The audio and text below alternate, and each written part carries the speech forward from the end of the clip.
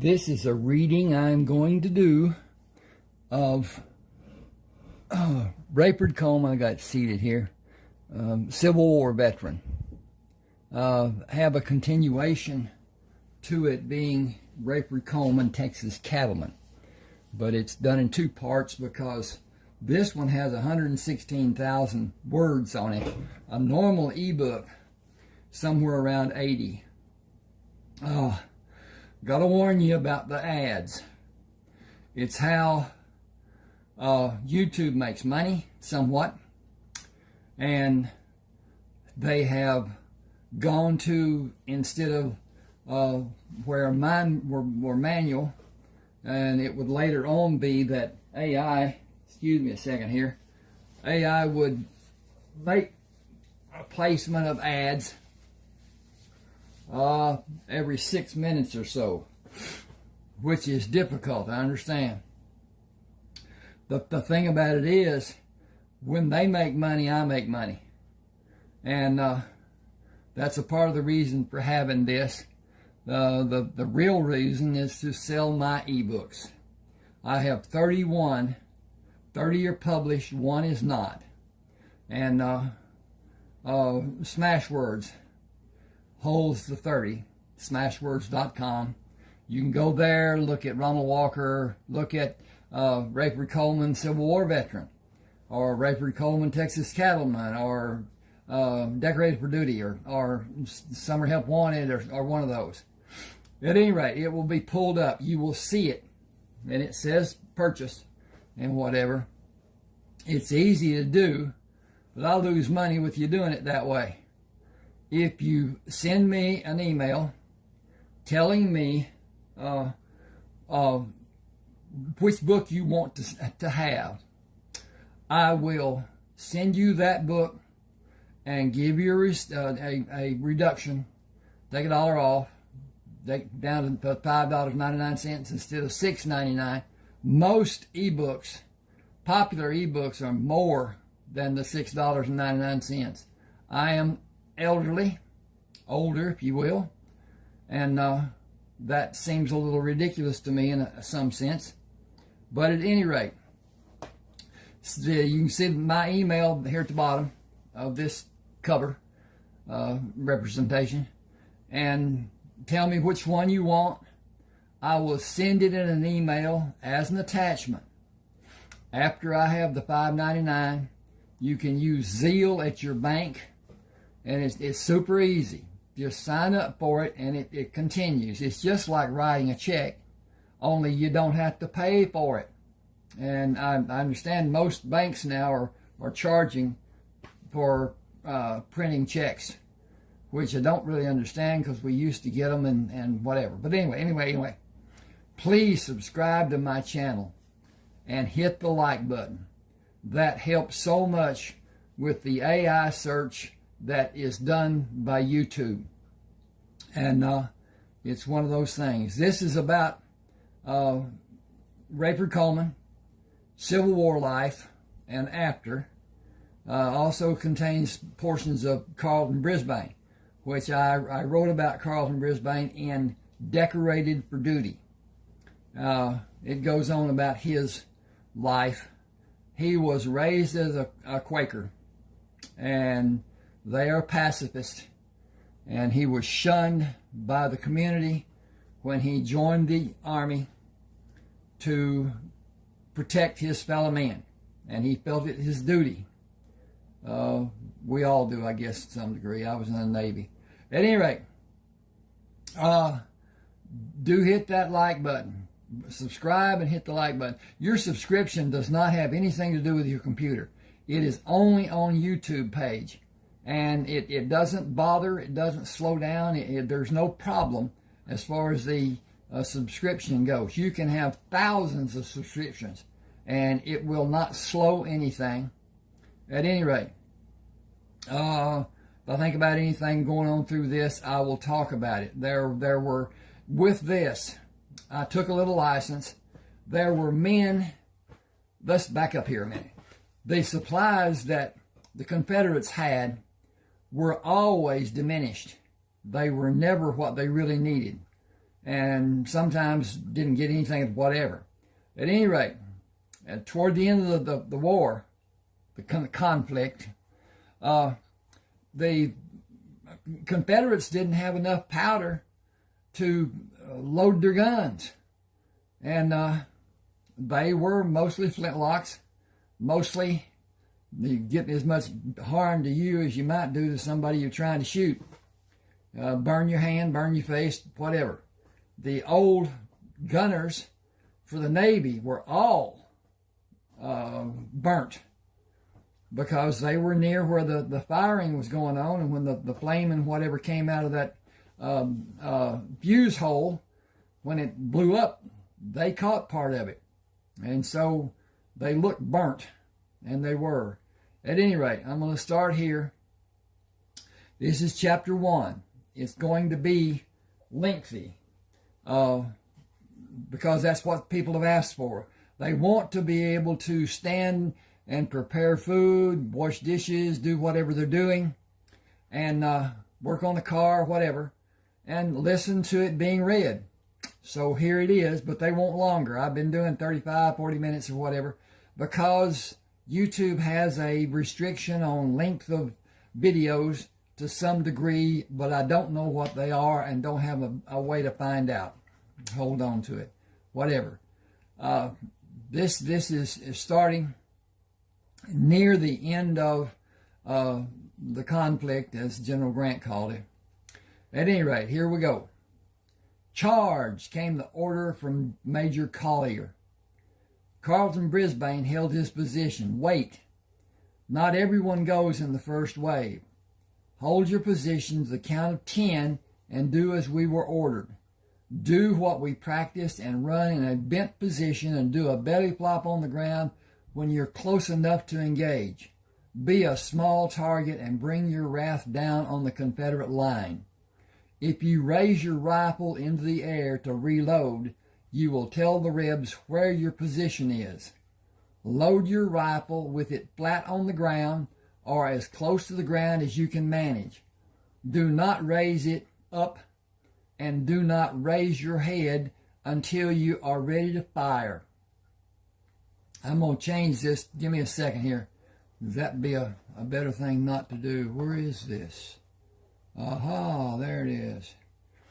Okay. Up is extraneous. So I'm going to... Okay, go back. Do not raise it and do not raise your head until you are ready to fire. Find the target with your left cheek on the ground and use your right eye to look for your next target. Breathe. Okay. I'm going to save this. Just a second. And done. Okay. I'm going to interject here. This was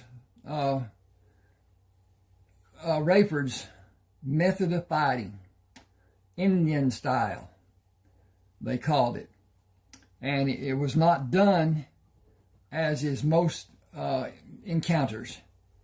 They stand, and sometimes they move toward each other, which is insane in my way of looking at it. But anyway, our army during the wars that I was familiar with did practically the same thing, but not so much in Vietnam when it became guerrilla warfare that they were fighting, so they became guerrilla warfare anticipationers, and they had a whole lot less people killed that way.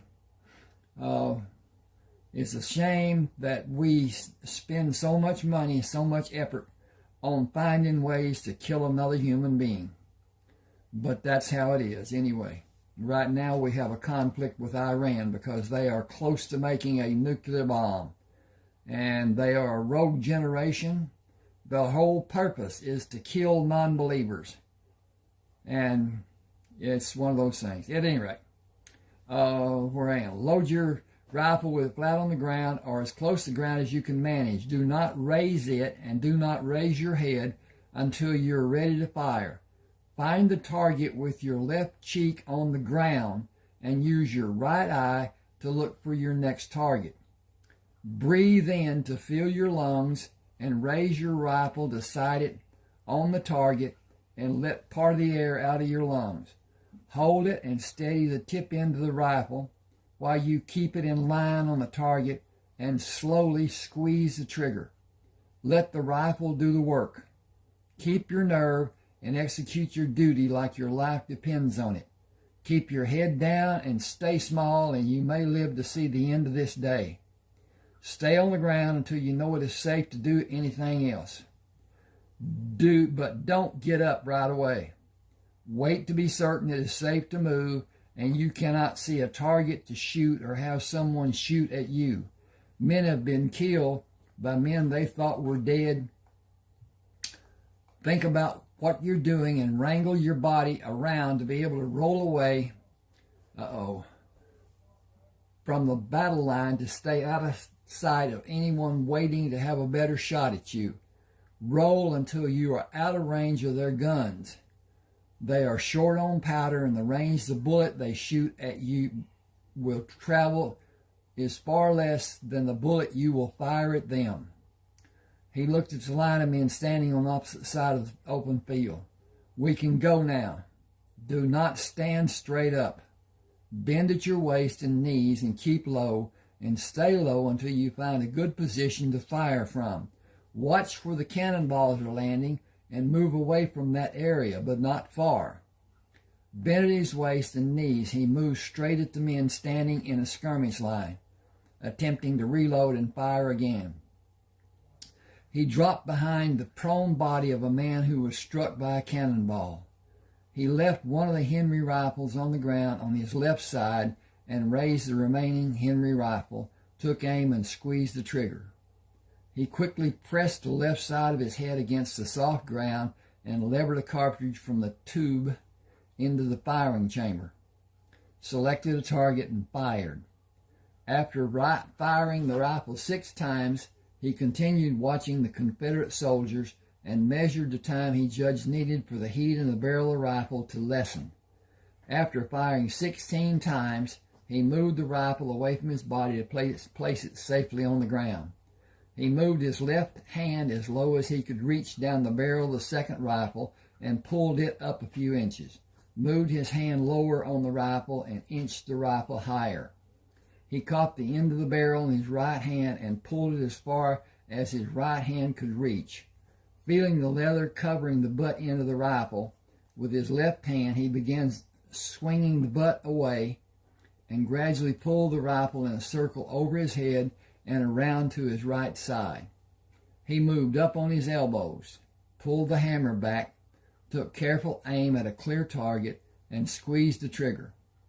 Jacking the empty shell out, he levered another cartridge into the firing chamber, located a standing target, and squeezed the trigger and waited for the barrel to cool before he fired again.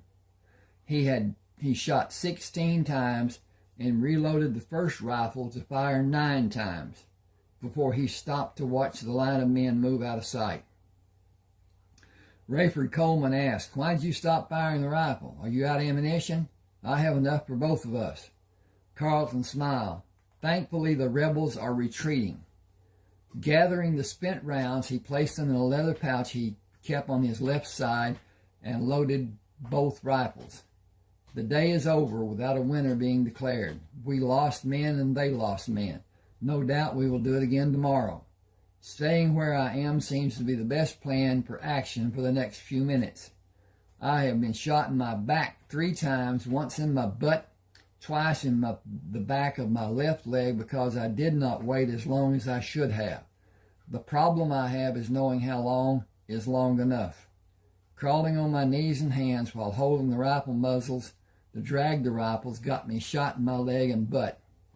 The experiences are not beneficial for the rifles or for me. Sergeant Bennett came to shout at them. "Major Collier wants both of you." Rayford shouted back, "If I'm not getting commotion, it is not worth the effort it takes to go there. You better get your ass over there. You know how bad he can be when he's mad. He can be any way he wants to be. He knows where his bread is buttered. Please don't rile him.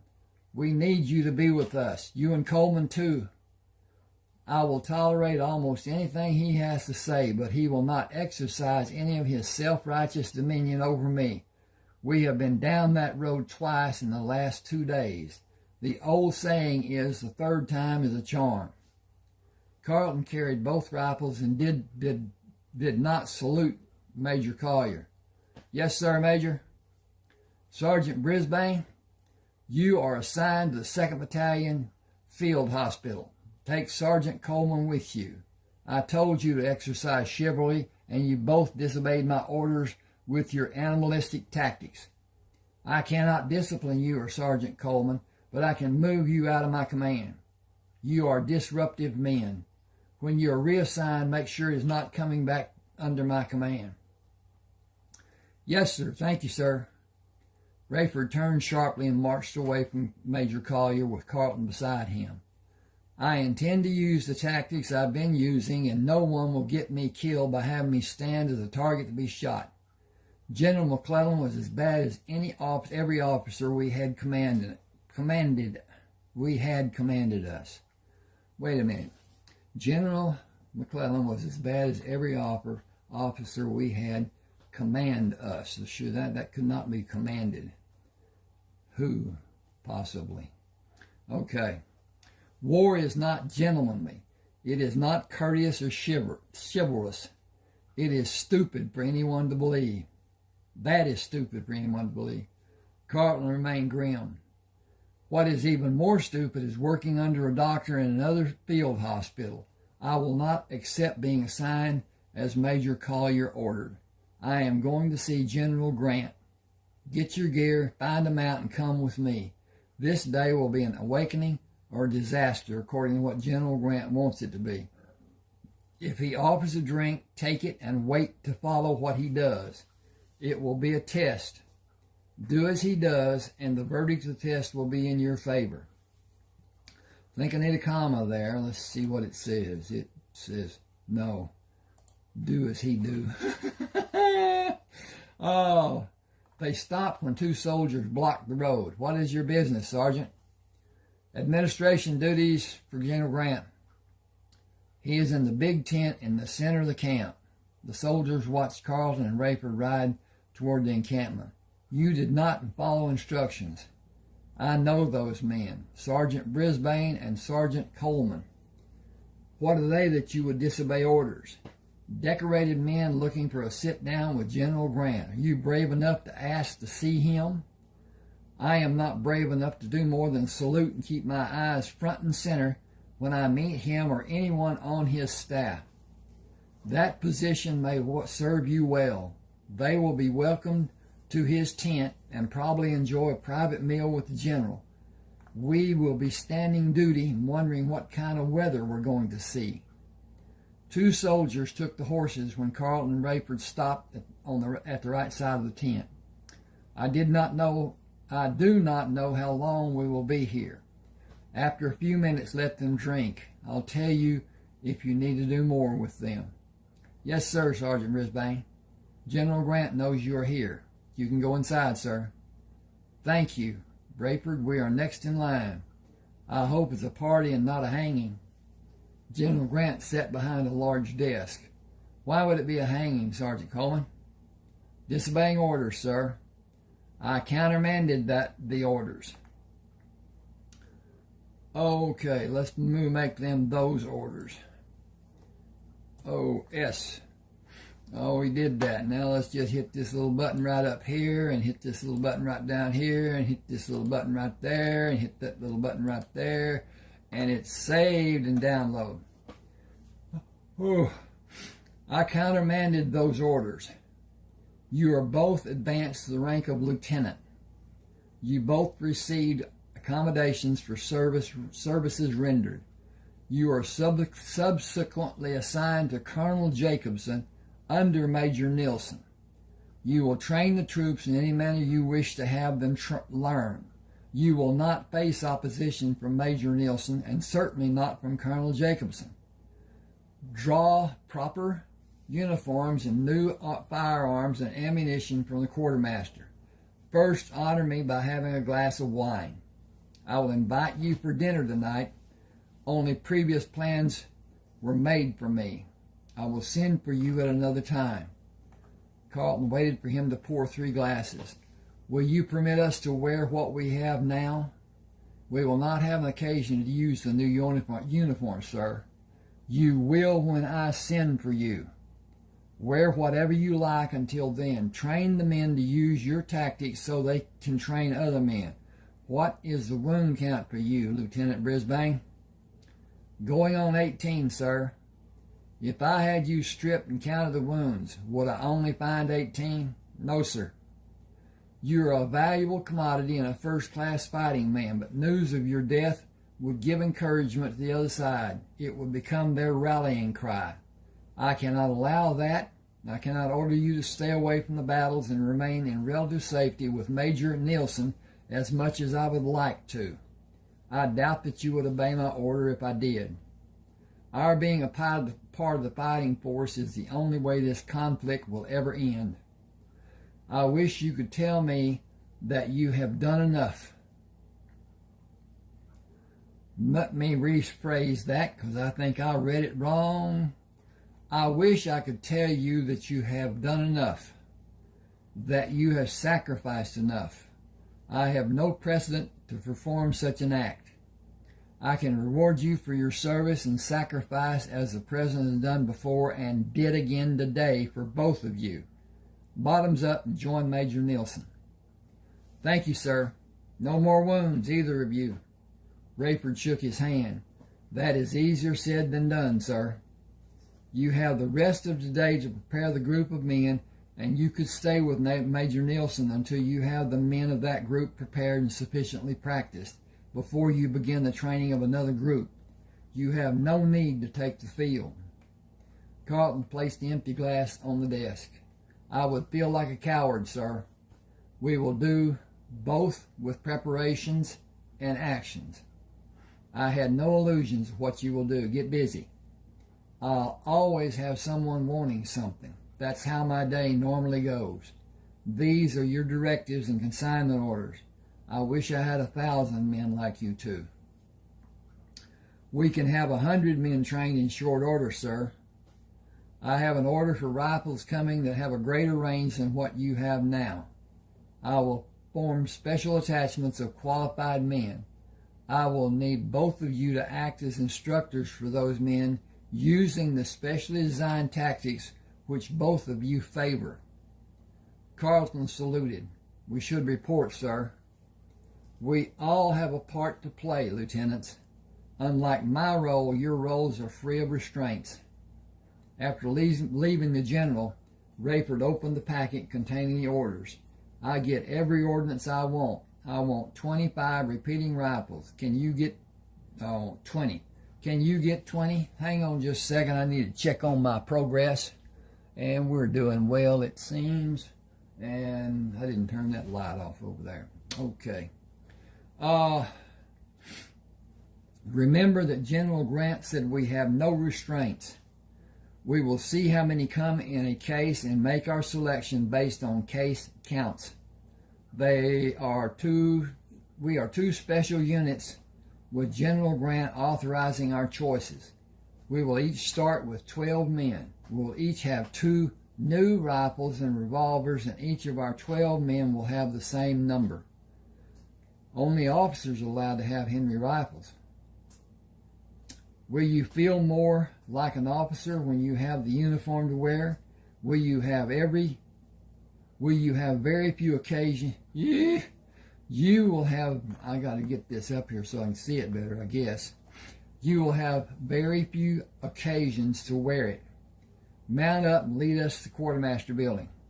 You can see it over the tents. Remember, we have no restrictions. We will need a wagon to carry all I want. We have no restrictions. A wagon, a team to pull it, rifles, pistols, ammunition, uniforms, belts, boots, hats, gloves, stockings, riding equipment, food, eating utensils, canteen, medical kits, surgical kits, and anything more we can find. We will have everything we want. Act the part and be assertive, determined, and aggressive.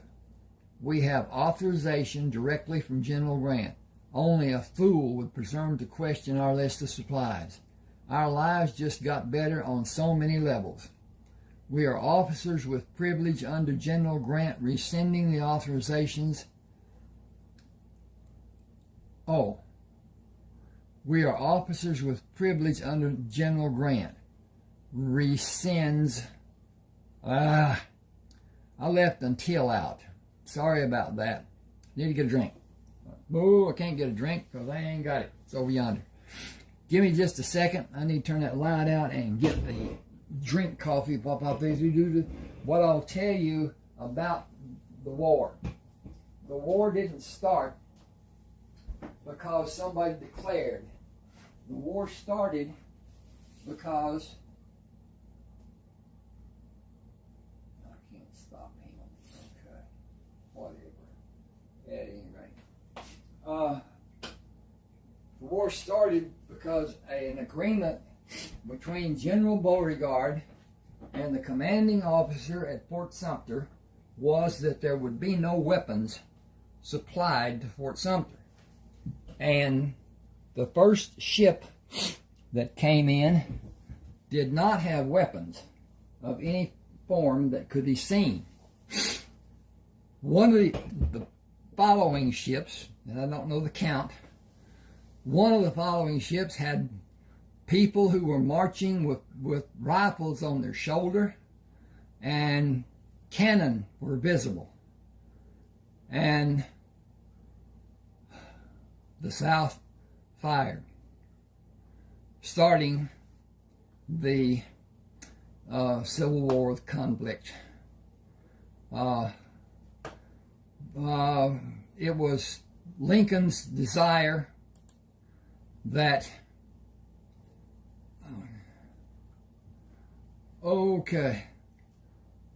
that the South be industrialized like the North and build the economy. The South was a agricultural community and did not have manufacturing, and to a degree still doesn't have. To a degree it does, to a degree it doesn't. Not like up north. The steel mills and the other stuff that was being done back then, whatever. But at any rate, that's another thing to do. Okay, I'm going to start here again. Okay. We are officers with privilege until General Grant rescinds the authorizations we have, and we will lead the best equipped units in the Army. The Confederate troops will wither under the firepower our units will have in a few weeks. Given a month to instruct and train our men, and we will be forced to hunt for an opponent. The fighting will be done in regions far from where we are now. We will still be targets as we are enlisted men, as we were enlisted men. We will still fight, and we may be wounded or killed. The Rebs have no interest in our being privileged. We cannot wear anything shiny that may draw attention to our position. I will continue the actions warranted by experiences. Just a second, I need to get readjusted. I got the chair back too far. Don't have a microphone, just the telephone microphone, and it's insufficient to some degree. At any rate, fill your wagon while I have mine filled, and we will report to Major Nilsson. A soldier took the horses. I'll water them and tie them to the post. See Captain Gorman inside. Carlton and Rayford moved up the steps and saluted Captain Gorman. We have authorizations from General Grant for all we will need. Tell Sergeant Klein what you need and sign the supply chit. Will you have 2 wagons brought to the back to be loaded? Will you have 2 wagons brought to be loaded? They will be waiting at the rear of the building, and more will be brought around if they are needed. He looked at Rayford. Tell Sergeant Morton what you need and sign the supply chit. He and Sergeant Klein will have the wagons loaded. What units are you assigned to? Both of us will report to Major Nilsson, who is commanded by Colonel Jacobson. Major Nielsen is from the same county in Alabama as me. I have not seen my home since the war started. I got to go home every 6 months before the war broke out. Can I see your papers again? Are you Sergeant Brisbane? Have you recently been promoted to the rank of full lieutenant? I received the promotion today. You saved my brother when another doctor said he was dying and to let him. William Gorman. Captain Gorman, I dressed his wounds and cared for him for more than a month. Is he still with McClellan? He died last year. I am sorry for your loss. He was a good man and a fine officer. Thank you. He waved his hand in the air. Sergeant Klein, Sergeant Morton, take care of the needs of these men. Everything they need will be loaded in wagons at the rear. Have them sign for the supplies. Orders from General Grant. What unit will we list? You can fill their request as ordered by General Grant. Do I need to say more? We will do as you ordered, and you do not need to say more, Major. Lieutenant Brisbane, please come with me, sir. Sergeant Morton saluted Rayford. I'll be honored to help you, sir. Please follow me to the warehouse. Thank you, Sergeant. As they entered the warehouse, Sergeant Morton did a wide sweeping with his left hand. Where do I start? A new uniform? That will be suitable. Then about half of everything you have to offer. One wagon may not hold all it seems that you want. We were ordered by General Grant to train the men. We cannot do that without equipping and supplying them with what they need, and I cannot perform as I desire without the needed equipment and supplies. I will not change the order to fit into one wagon. You may see this to be taking inventory from your warehouse, but it is not yours or the United States Army property. It is supplies and equipment belonging to the men fighting this war. I can cause you to have a problem you will not easily live with if that is your choice. 5 soldiers came in the warehouse led by Corporal Forrester. Work detail reporting is ordered. We will open the doors to the loading dock and load the wagons with your permission, Lieutenant. That is the order of the day. Thanks to all of you. I will mention you to General Grant when I see him. He waited for the detail to open the doors. Will you cooperate or will I find someone who will? I will do as I've been ordered. That will be sufficient. Wear the insignias and uniforms for officers. Carlton walked with Sergeant Klein into the warehouse, followed by 5 men. We should start with the cases of Henry rifles and Colt revolvers, not Springfield rifles. How many rifles are in each case? 12, sir. Put 5 cases in each wagon. 50 Colt revolvers and 25 cases of ammunition for the revolvers and 60 cases for the rifle in each wagon. Load a second and third wagon if that is needed to take the wagons to Major Nielsen's camp. Bring 2 additional wagons and we will continue. Carlton and Rayford rode horses to lead the 5 wagons. I am following the tracks made by the first set of wagons, as I am not certain where Major Nielsen is located.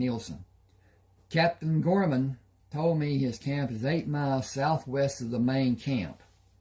We are tracking in that general direction. How did your experience fare? I heard part of your conversation before we came into the warehouse. Sergeant Morton was not happy with the prospect of losing a large amount of inventory. We came to a mutual understanding.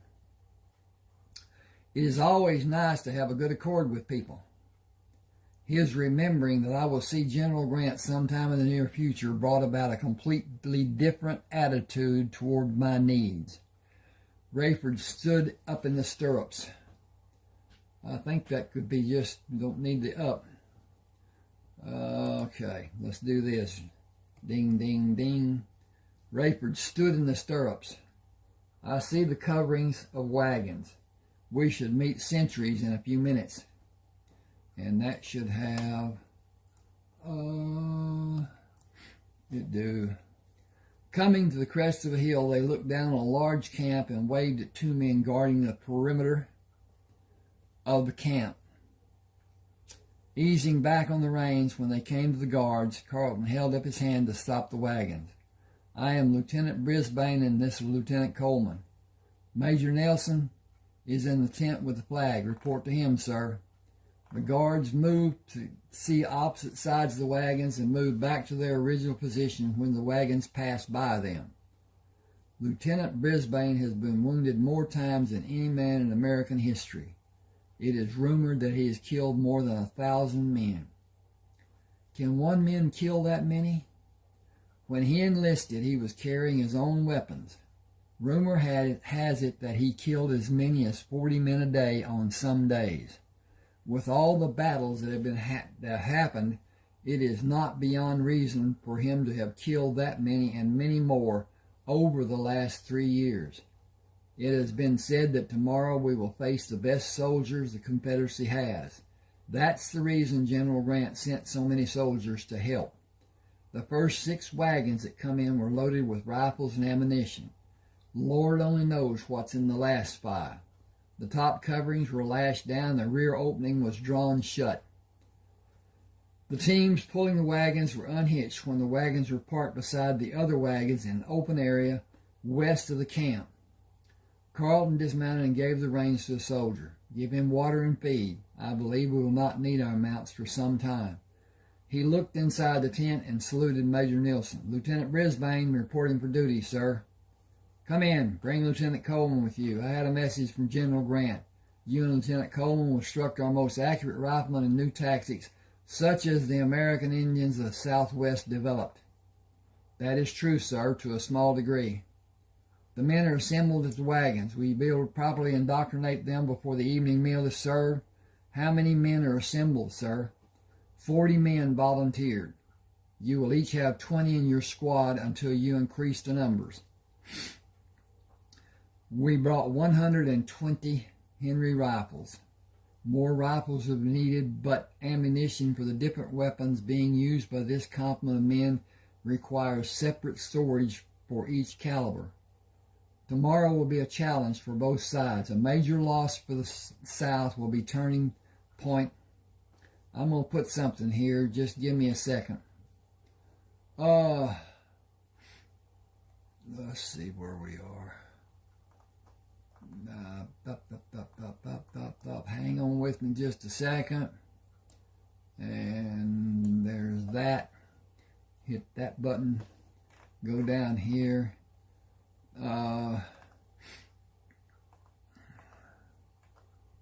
Here we go, right bar.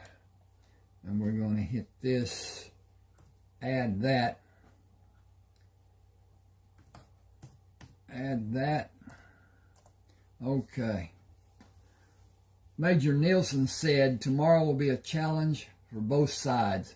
A major loss for the South will be a turning point in General Lee's ability to wage war in all the sections of the country the South troops are defending, the Southern troops. The elite fighting men from the Confederacy are reported to be massed for a major offensive. They should use the same tactics we have faced. They should use the same tactics we have faced so many times, and we should be able to repel the attack after the initial stand.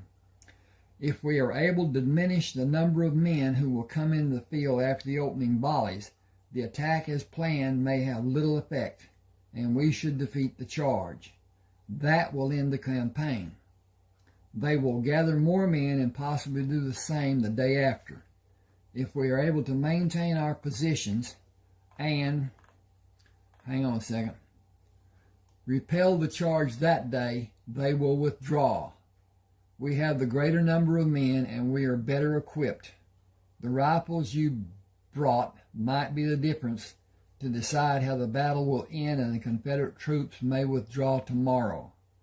I was concerned before both of you came with the wagon loads of ordnance. I am confident we will be victorious with your help. See to your duties and come for dinner and a poker game. Colonel Jacobson will be there. Here. Should be there. I'm gonna make that there, just for clarity. And his insistence is the reason you are here. It is my fervent hope that the outcome tomorrow will be a turning point in this conflict. Thank you, sir. By your leave. Do your best and come back with great news about the abilities of the men. I wish we had more time to train them, sir. I have the same wish. Wish for the men to understand your instructions and be able to act as you have done to prove the tactics to be successful. Actions are the only answers now. Tomorrow until this horrible war is ended. Hang on just a second. I'm going to do some stuff over here. Be with you in just a second.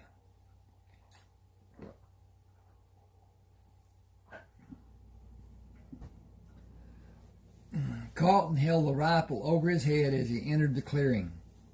Formed 2 sets of ranks of 5 men, 4 deep. We will begin instructions immediately. We will have no need for names. This exercise is being carried out to teach you a new method of preparing for acting in and accomplishing success in the field tomorrow and the following days. I see I have 23 men and Lieutenant Coleman has 22. Each of you will have rifles issued to you after this exercise. Form 2 circles and give us your complete attention. We will listen to questions after these exercises are completed. We will teach you how to approach the position you will take in the field and how you will manage your actions during the battle. We will act as an example for the actions you should perform tomorrow. Open a space to allow us to enter the field and establish a position to fire from. Your new rifles will hit a target at a greater distance than the opposing men will be able to shoot. We will demonstrate how to calculate a necessary distance after demonstrating what your action should be. Both Carlton and Rayford moved outside the 2 circles and approached in bent postures. Keep your head down, shoulders forward, bent at your waist and at your knees. Present a target that will be too small at a specified distance for a man to accurately fire his weapon at you. When you reach your desired position, drop into a completely prone position, flat on your chest and thighs with your toes pointed outward from your body. Keep your toes in that position until the skirmish is over. Move from side to side, always facing the enemies as you progress to the firing position. Be the smallest target that you possibly can. Carry your rifle in one hand with the muzzle pointed at the position you will take, and when you start to fall on the ground, drop the rifle to place your hands on the ground. Turn your face to have your cheek on the ground and locate the rifle. Rub dirt on your forehead and face before you begin your approach to your firing position. With your cheek on the ground, apply dirt again and pull the rifle towards you. It will have a cartridge in the chamber. Pull the hammer back and bring the rifle up to the point it will be in when you bring it to your shoulder to fire. Do not raise your head to locate a target. Just move it along the ground to see with your right eye if you're right-handed. If you're left-handed dominant, you will have a choice to make. Live or die. No rifle has been built to accommodate your need.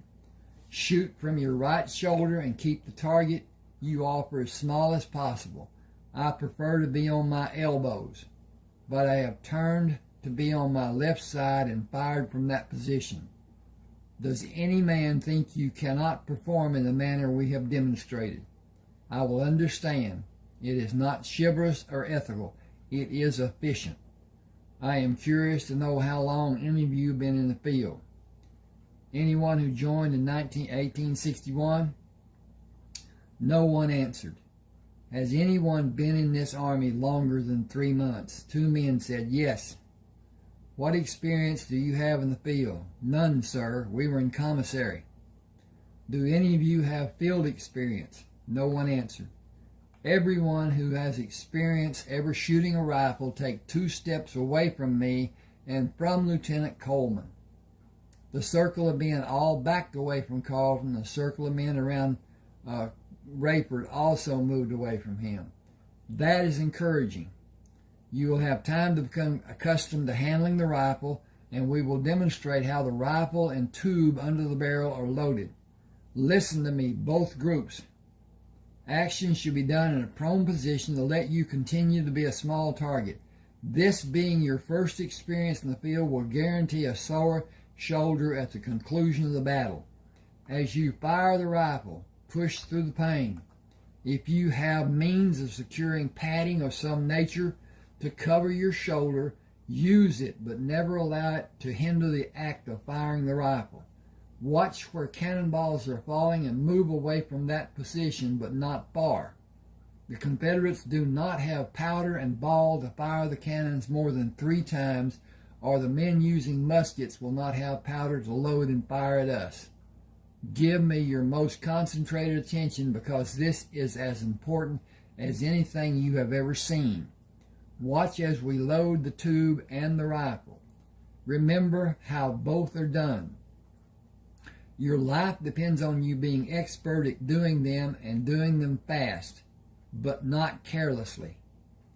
After filling the tube and placing a cartridge in the firing chamber, Carlton brought the rifle to his shoulder to hold in the firing position. A few things more for you to remember. The tube operates best with 15 casings. Place one in the firing chamber and the rifle will fire 16 times.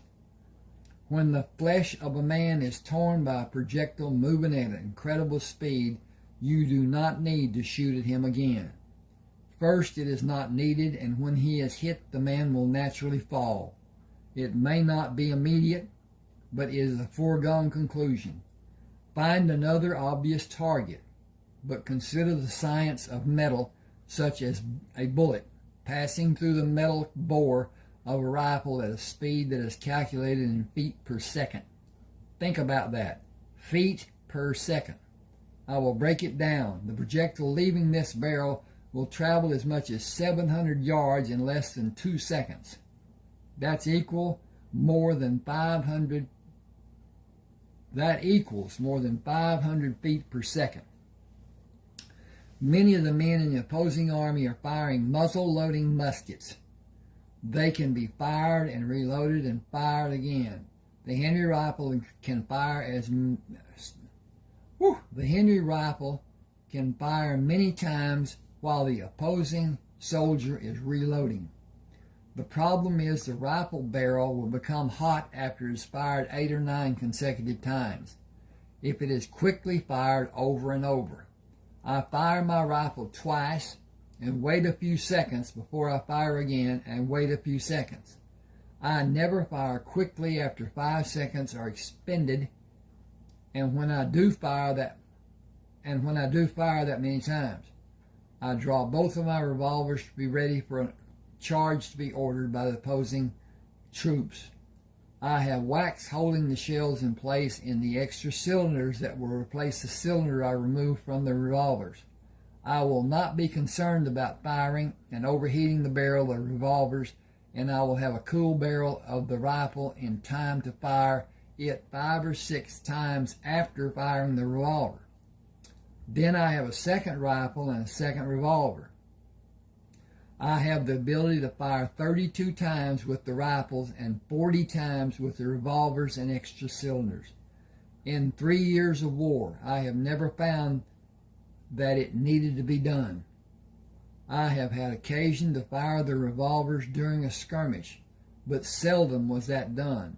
Last thought for you to remember and take it to heart. Those other men are not men. They are enemies who want you to be dead. Killing you is their single purpose, and they are driven to do it. Give no quarter, as they will not. They are fighting for a cause. You are an obstacle standing in the way of them reaching their goal. From time to time, scan the field for someone inching up on your position to engage you. That is the reason we have sentries posted. Do not immediately stand when the men on the other side seem to leave the field. A man faking being dead will kill you as fast as one standing to be seen. I have employed many methods to safely leave a field of battle. Think in terms of the greatest men of war to ever fight, the Plains Indians and those in the Southwest Territories. A battle-hardened warrior will never rise from the position where he seemed to disappear. He will magically move to another place and hope you have your weapon sighted on his earlier position.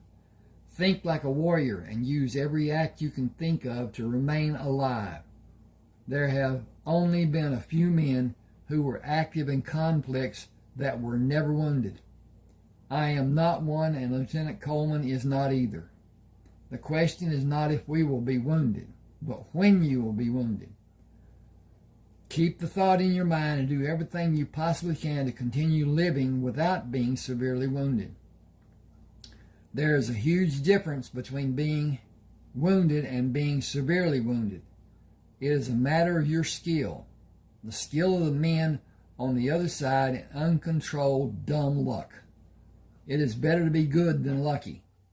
Live to fight again another day, and you will learn how to be good at conducting war. You will be issued a rifle and a revolver and items to clean the rifle and revolver. Keep them. A ramrod for cleaning the bore will be made available for the squads to use. Like everything important, be careful. That rifle is your life savior. Okay, hang with me just a second here. It looks like we're into this a bit, and we are to a degree. Basically, if you can allow yourself to let the ads run, 3 or 4 or 5 of them, during this length of this, it will help a little bit. Please subscribe and hit that like button. Those two things help so much. And as I said before, on your computer, the subscriptions and the information and whatever does not go on your computer. It goes on your YouTube page, and it is held there. It does not affect your computer one iota. It doesn't slow it. It doesn't cram it. It doesn't do anything with it. You can't change your YouTube page on your computer. It's not there. Until you pull it up, it's not applied. So at any rate, I'll continue here. Rayford stood and held the rifle low. You know the basic method we have suggested. Talk about how you will act when you're called to battle. What you can do to stay safe and fight should always be rattling around in your mind. Always look for a better way than what you have been taught. You must each find the comfort of being yourself. Trust your instincts and use good judgment, but first concentrate on being low when you are advancing. If you are shot, hold your hand over the wound to slow the blood flow. Do not raise your voice asking for help. Nobody will come to help until the skirmish is over. Breathe as normally as you can. Keep your heart rate as normal as possible and stay down. If you stand up to get help, you will probably be shot again. He went to the wagon and looked at the table the men brought, along with sheets of paper and writing equipment. Carlton shouted, "Never fight as a pair. Keep a good distance between yourself and other men. Assemble here tomorrow morning after breakfast, and we will give instruction on gauging the accuracy of a projectile traveling 600 or 700 yards. And calculating the distance of where you are and the location of the Confederate troops. Both activities are important for you to be successful." Troy Nugent asked, "Why are you doing this?" "I am not certain what you want to know. Honor and duty is my best answer, but that answer probably does not address your question. I want to see each of you safe and whole after the engagement." Excuse me. I want to be safe and whole. I want this conflict to end and everyone to be safe and whole. I cannot bear the thought of losing. The men in the Confederacy are the same in their expectations of what defeat will mean to the people of the South. It will be devastating, and justice will not be served for the losing side. Federal control is not what this country was built on, but that is the manner of politics. This war is about states having rights of self-determination as the English king declared for the original colonies. I do not agree with the politics, but my home has been threatened. I will sacrifice my life to prevent it. That is the main reason I am doing this. Rayford climbed into the wagon and opened the box with a hammer.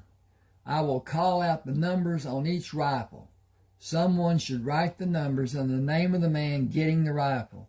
Lieutenant Brisbane will dispense what you will need to clean the rifle and the ammunition for the rifle and for a revolver. You will be issued a knife and scabbard and a revolver, belt, and holster before everyone is issued a rifle. Sergeant Brendan stood behind the table holding an ink pen. I am ready, sir. Then we can begin. Call out your name and number, and if you are in my squad or with Lieutenant Brisbane. We need to know those 3 items of information for them to be recorded. Move away when I give you the rifle.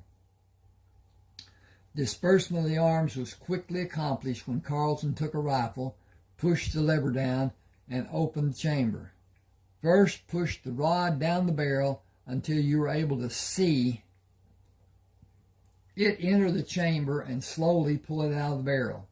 Attach a patch. Dip it in the cleaner and run the rod and patch down the barrel. Run it out and discard the patch.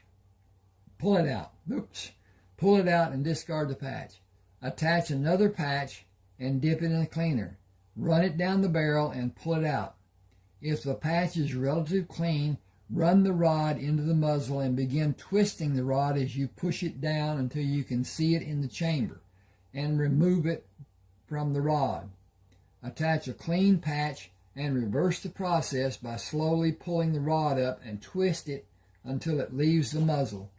Clean the excessive lubricant from the body of the rifle and the barrel until you are satisfied. This is the single piece of equipment you will have that can save your life. Be absolutely satisfied that you have it in peak operating condition when you take it into a skirmish. Will you be able to show the next man how to clean his rifle while you finish cleaning your rifle? Yes, sir. 6 soldiers came from different locations around the wagon. Sir, I am Sergeant Blevins, assigned to guard the wagons with Trowbridge, Hawkins, Tatum, Stevens, and Rollins. Can we get the new rifles too? Do you have Rate as a marksman?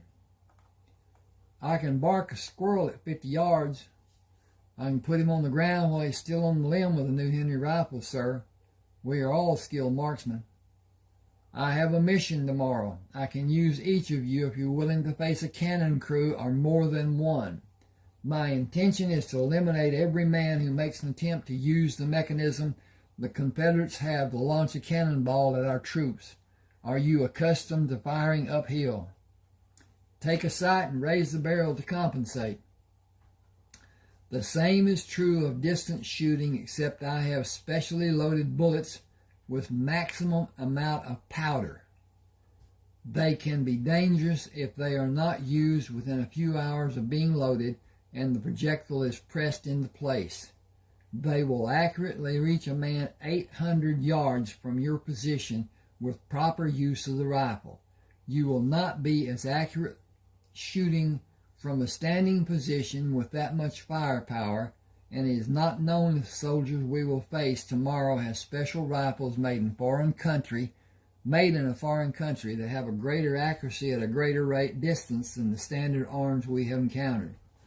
We will not linger in one location long enough to be a marked target. Guerrilla tactics, the Spanish word for the war. Surprise and ambush tactics, not fighting in the acceptable way. I want to be included, sir. It may be more dangerous than facing the line of soldiers shooting at us.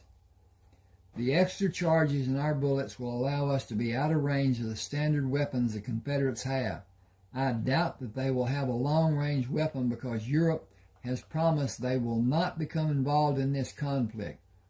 The French promised General Lee that they would give the South support, and all the prominent countries voiced their opposition to it being done. The French would contend with the American Navy, and I believe that would be a catastrophe for them. Did you watch the performance Lieutenant Coleman and I enacted about staying low when we approached the firing position to engage the Confederate Army? I believe we are aware of the intention. Excuse me a minute. Oh, got to check on this thing. And we are about halfway finished.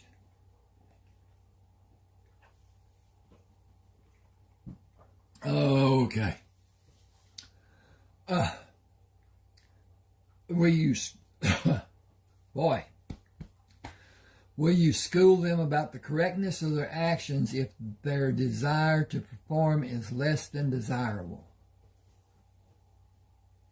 Will you school them about the correctness?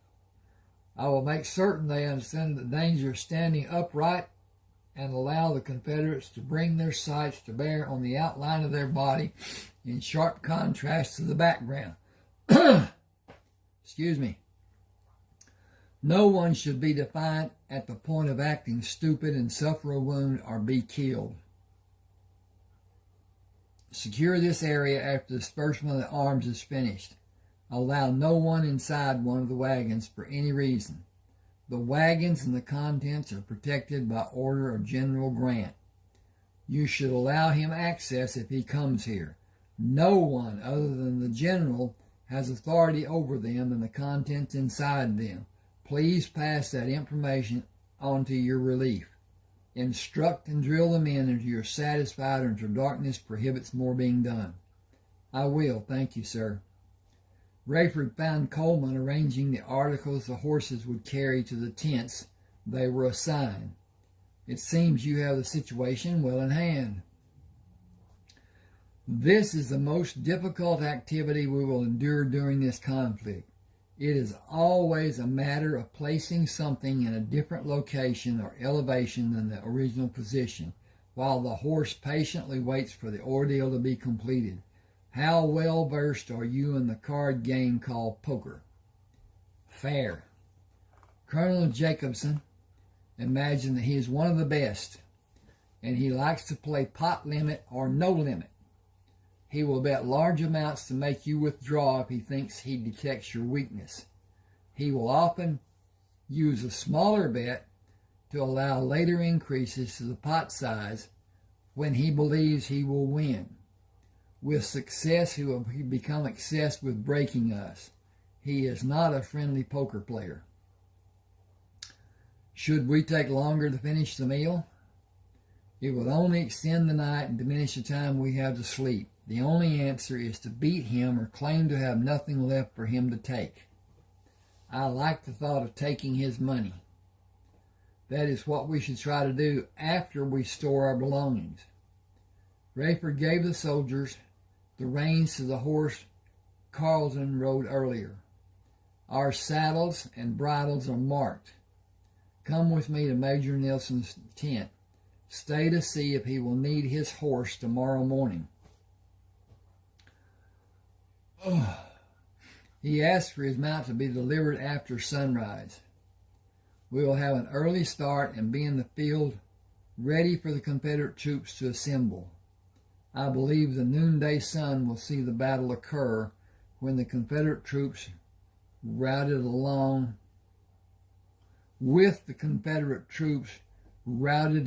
before the morning is over. I hope so, sir. Rayford stepped down and gave the reins to the soldier. Thank you and have a good night. The man remained silent and turned the horses to take them away. Carleton opened the flap of the tent and came outside. It is time for us to wash for dinner. They are both about 3 sheets in the wind. I think they will drink more than they eat. I also think you and I should take our leave and retire early. They may not feel we should.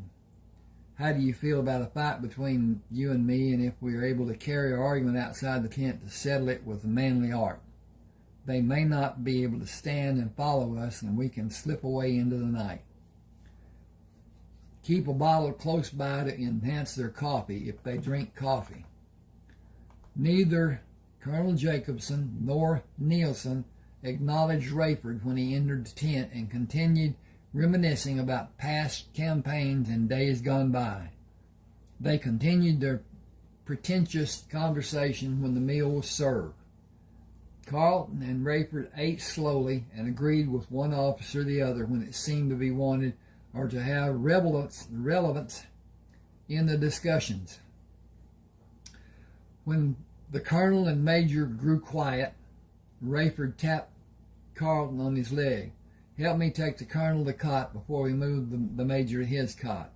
I believe this evening has reached a conclusion for two high-ranking officers. We have time to prepare rounds of ammunition to meet the destruction a special group of Confederate soldiers have planned for us tomorrow. We will have a surprise waiting for them, and the battle should go in our favor." Okay, again, I'm going to check on my progress and tell you that was chapter 1. Now, this is chapter 2. In case and whatever, please subscribe to my channel. Hit the like button. Those 2 acts do a lot to help me, and it helps YouTube see that my channel is more relevant through AI. And AI is what we're going to deal with in the coming years. Okay, chapter 2. Carlton and Rayford, dressed in pants and boots, went out to the wash basin to do a wake-up slosh of cold water, finished dressing, strapped the gun belts on, took the rifles, and went to meet the men in the clearing. Carlton met Sergeant Blevins, Tatum, Hawkins, Trowbridge, Stevens, Rollins, and had the other men gather around him in close circles to instruct them. "I will position the other men and take you to a location I believe will give us a surprise advantage over the Confederate cannon crews. Lieutenant Coleman will position the men in his squad and find what he believes will give him and 8 men the same advantage that I believe we will have. The Confederates will bring the cannons first, and their attention will be on having the cannon placed to have the greatest effect. I have experienced the selections the Confederates make so many times that I can place us within a few yards of having the best field of fire on the cannon crew members. Old habits will get you killed. Being unpredictable may save your life. These arranged battles are completely predictable. Confederate men dug shallow holes yesterday to guard the cannon crews. We dug holes to counter those positions. We will be farther away from the front line of the men who will make use of them. Their rifle shots will not reach us. After their first volley, the Confederates will reload and fire. Following that practice 5 times, they will reload and mount a charge. Facing repeating rifles will stop the charge, and the troops will probably follow what they have previously done and withdraw. We have superior numbers and superior firepower. Hold up here. Confederate Army has never exercised patience except in attempts to disrupt our supply shipments. Every battle has been an exercise in courtesy. I do not understand their mindset or their practices. We will not do more than end this battle as soon as possible. If everyone has their ammunition and is prepared to work to that end, come with me and we'll find the favorable firing positions. Rayford met Sergeant Brendan, and the 7 men Sergeant Brendan chose to fire on the cannon crews. The men in my squad, gather around. Take these bags of ammunition to load your rifles and keep the charges you have in the leather bags you will take out of this wagon. I think you will fire less than 16 times. We were up into the wee hours of this morning loading the ammunition. Use it wisely. Take targets that are well defined and let others take out the ones less defined until the less defined targets are all you see. Use your good judgment and stay low to the ground. Do not be well-defined targets for the other side. You should have heard Lieutenant Brisbane tell about the holes that were dug. Find one and keep your head down and be patient. Your legs may become stressed. It is a common occurrence in battles. Suffer a little or probably die. Those are your choices.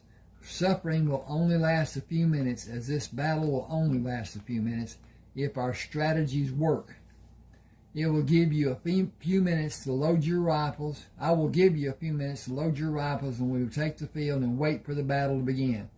Do not be brazen in any manner. Live to fight another day, please.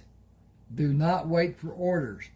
When the firing begins, do your best to end this skirmish quickly with good judgment and considerable patience. Choose your target with patience and adjust the elevation of the barrel of your rifle to make a successful shot. Discretion will come to the wiser veterans in the Confederacy, and their troops will withdraw. Do not move to stand immediately. Wait for the call of all clear. Even if you are wounded, do not stand for any reason. I need to change something here. If I can find the cursor. And there it went. Okay. Dink there, dink there, dink, dink, dink, dink. Leave it there. Okay. Call for help if you're wounded and wait for help to come or when you hear the call of all clear. If you are not wounded, draw your revolver and sweep the area that has men who may be waiting to have a clear shot on an unsuspecting man. Carleton positioned his man left of Rayford to stay within his view and watch the cannon crew pull a cannon backward up a slight rise. Sighting on the closest man pulling on the tongue of the carriage, he squeezed the trigger and brought the barrel down after the recoil to watch the man fall backward. He immediately brought the rifle up to sight on the closest man pulling on the carriage wheel, squeezed the trigger, lowered the barrel, and watched the man fall. He brought the barrel up and watched as a crew of men fell around the cannon, struck by the barrage of Union rifles. The men in the holes fired at the Confederate men who stood with their rifles ready to engage the Union troops. They were not able to find suitable targets. They were cut down where they stood by a fierce barrage of bullets, and the shooting on both sides stopped. Men attempting to move the bodies of the original cannon crews were perfect targets for Carleton and Rayford's men. Another line of men moved to reinforce the position of the fallen Confederate troops. They were immediately eliminated. Men crawled to drag the lifeless bodies away from the two cannons, and the crews of men attempted to move the cannons. They were systematically eliminated. A third line of men moved to take a prone position to fire on the Union troops with a second line kneeling behind them. The noise of both Confederate and Union troops firing was unlike anything Carleton had earlier experienced. He saw Rayford struck by a bullet to the top of his head. He continued firing, was wounded in the upper left quadrant of his chest. He rolled over on his back and opened the pack to take out a sterile pad to apply on the wound and held it in place. One more reported wound and I will be taken out of this war. I wonder where I'll be sent. I saw a piece of Rayford's head fly up when he was shot. No man could survive that kind of wound. Damn. I lost my best friend. The Confederate troops attached ropes to the cannons and pulled them to a safe distance away from the Union soldiers. After movement of the Confederate soldiers was no longer detected, a shout of all clear brought the men carrying stretchers to assist the wounded. Carleton watched as Rayford's limp body was moved onto a stretcher. Goodbye, old friend. I will miss you more than express. My life in this army will never be the same. Rayford opened his eyes and moved his flattened hand on what he decided was a sheet covering a bed. He slowly raised his right foot and brought it down, and raised his left foot and brought it down. He rubbed the heels of his feet on the sheet by moving them apart and bringing them together, then repeated the movements over and over. I need to have a drink. If y'all will wait for me just a second.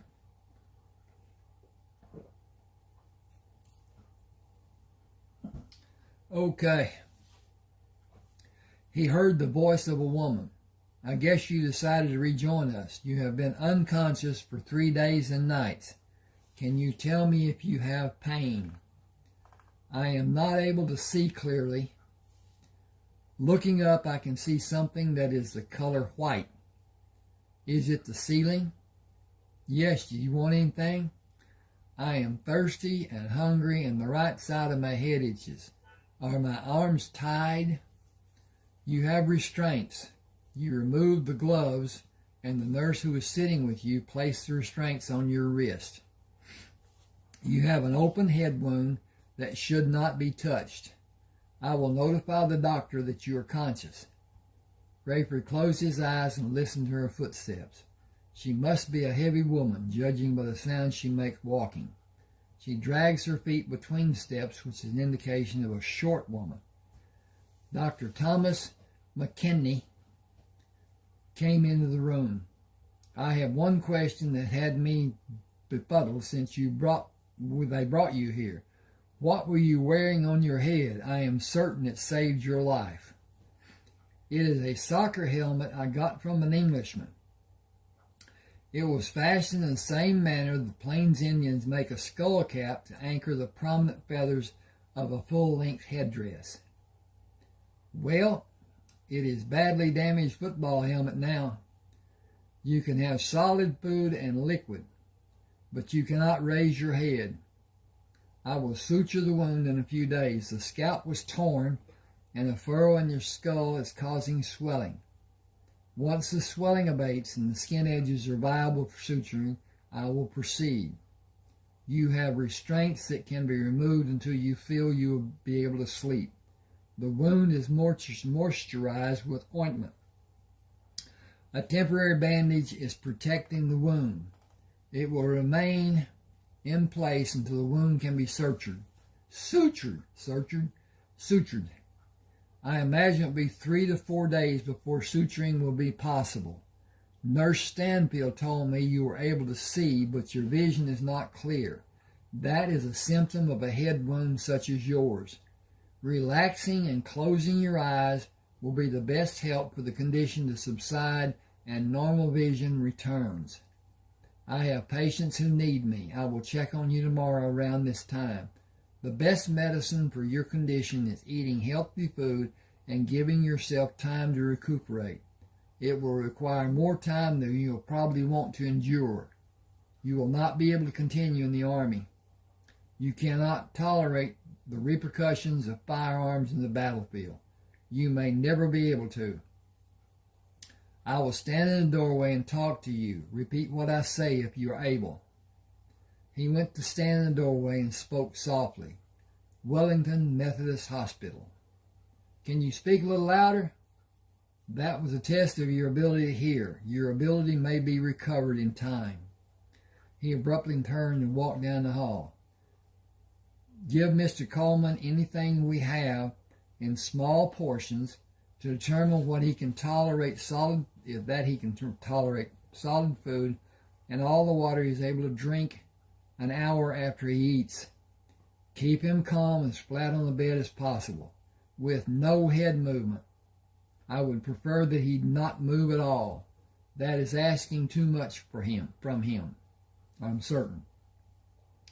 Nurse Stanfield brought the tray with dishes and bowls covering it. You have not had solid food since we received you. You have no place to go, and haste will not serve you. I will give you small portions and wait for the signs of rejection or tolerance.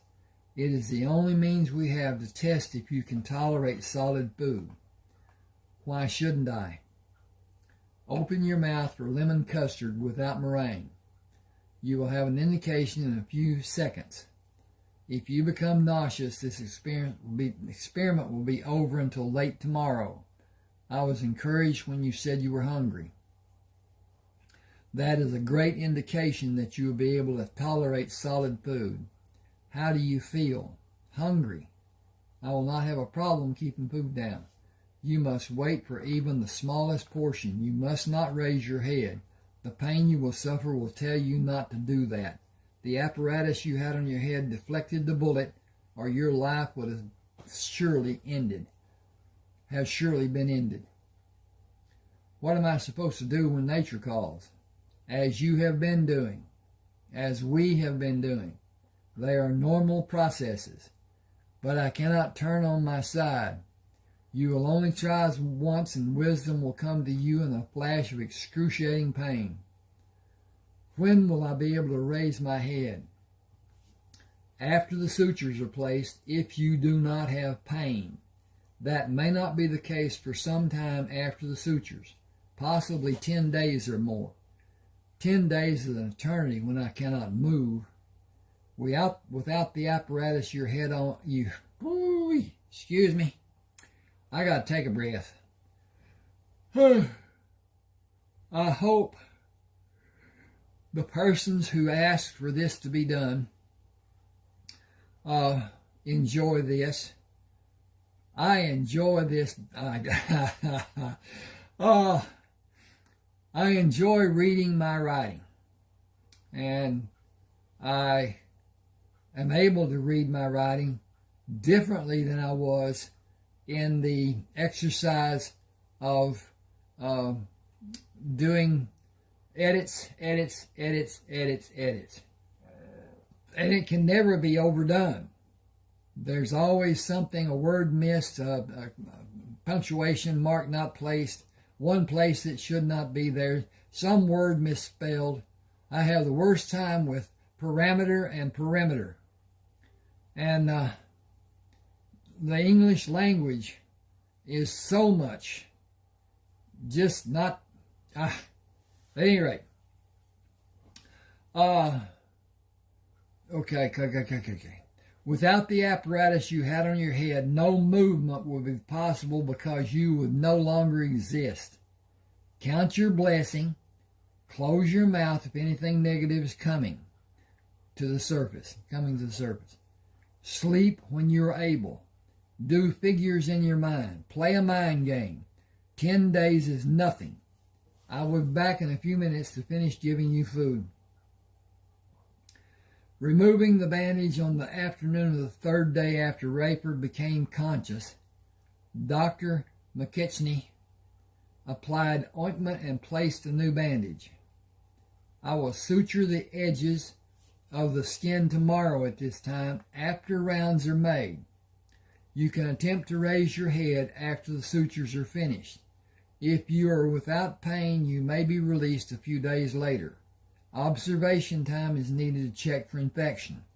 Continue as you are with your head reclined. It has not been itchy for several days. I have not suffered any degree of pruritus. Protection is imperative. You may be able to leave the hospital before the end of next week. It will be determined by the advanced regeneration of your scalp and how well you continue tolerating solid food. Can I go to the bathroom before I sleep tonight? That determination will be made after the wound is closed. Where is the helmet I wore? It is inside the wagon behind the hospital. I want to keep it. It is with your other belongings. Can someone steal it? It is guarded by soldiers day and night. Colonel Grant ordered it. You should not have a concern about the safety of your possessions. Will someone have one of the soldiers come to talk to me? They stand an 8-hour duty. The man on duty now will be relieved at 3 this afternoon. Perhaps he will come. Do you know the names? Do you know their names? I am sorry. I will have a message taken to them. Thank you. Will you remain calm and still? I will. Thank you. You have 7 wounds that have projectiles which are only inches below the surface of your skin. They may cause problems later in your life. I will remove them if you authorize it to be done. Where do I need to sign? Your verbal permission is all that is needed. I will do the evacuations when you are able to turn on your sides on a table and when you're able to sleep lying on your chest.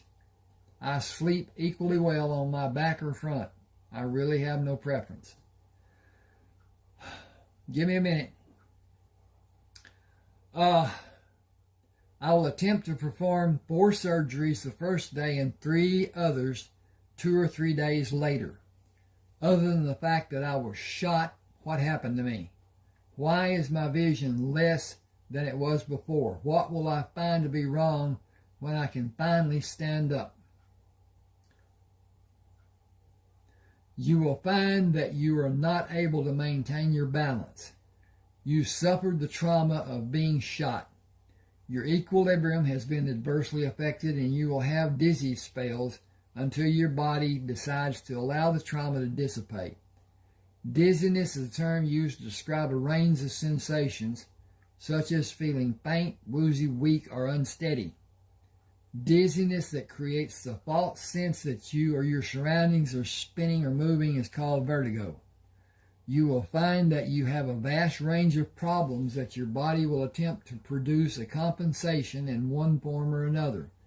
I will not attempt to pretend I know when the process will be completed and you will return to whatever you called normal before you were shot.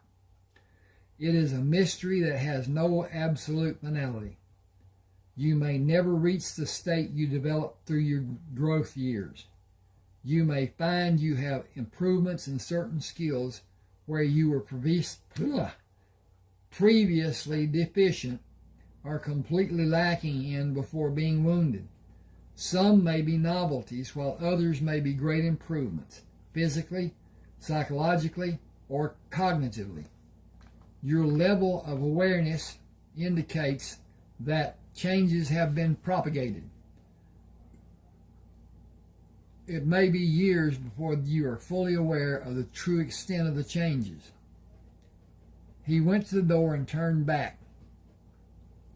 Notice what you will find to be different than before you were wounded.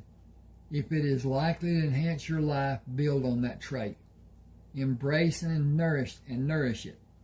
I'll see you tomorrow around this time.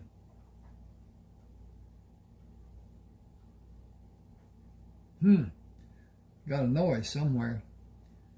Nurse Stanfield checked the restraints on his right wrist and moved around the bed to check his left wrist restraint. I will loosen them when I feel you will stay awake. You made such great progress. It will be a shame to have a setback now. Why did you allude to my progress?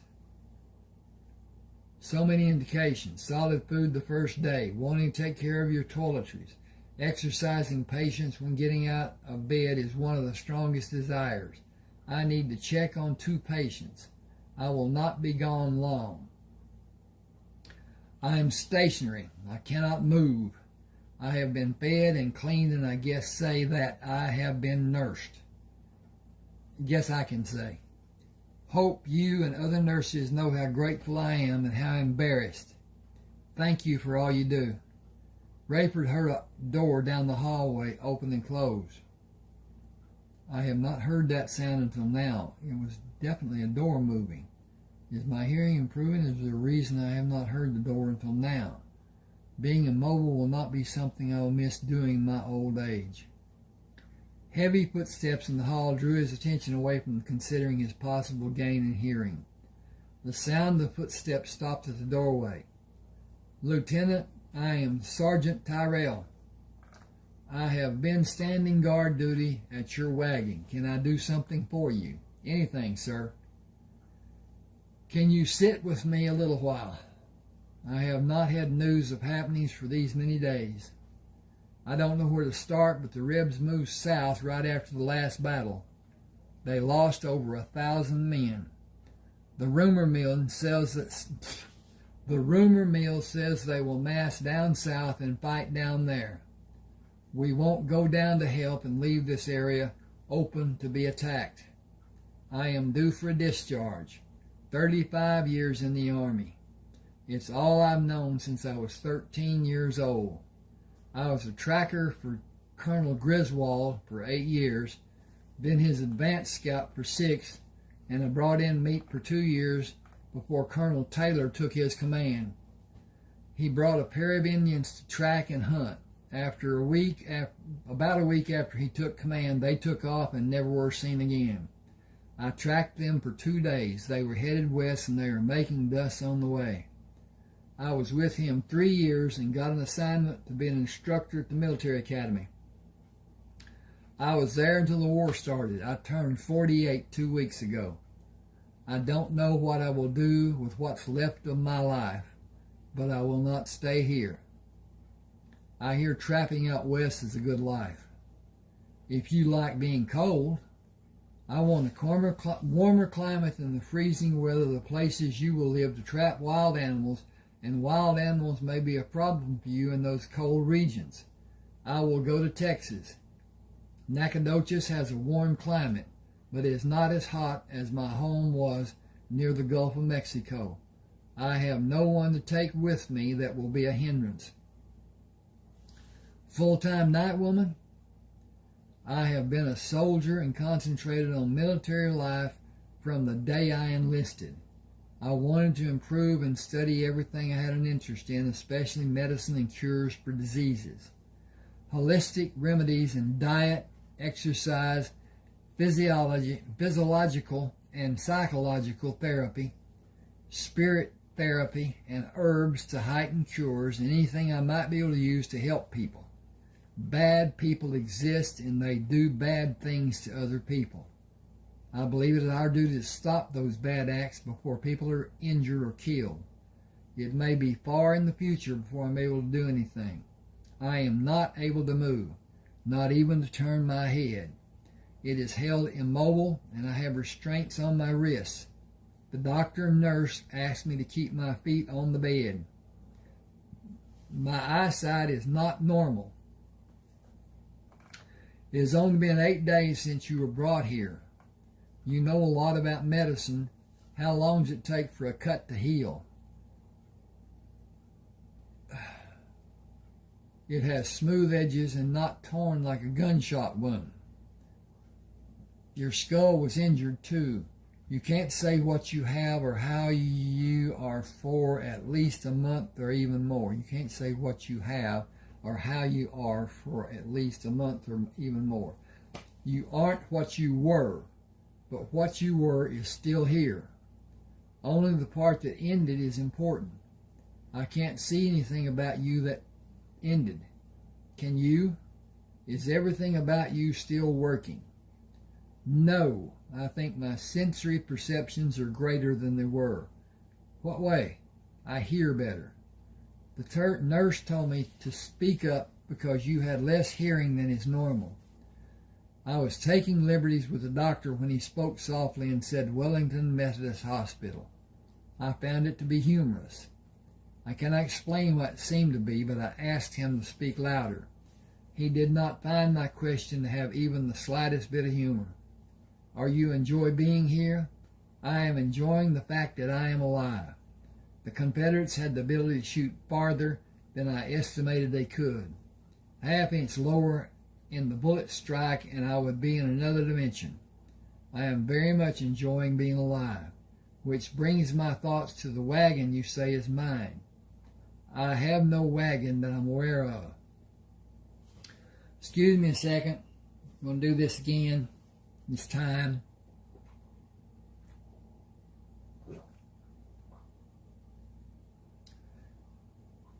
Okay, then the man speaking.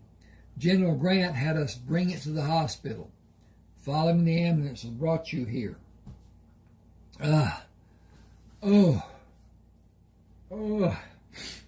You were out 3 days before you were brought here. Everything in the wagon is yours. Your property is in the wagon. All of your property is in the wagon.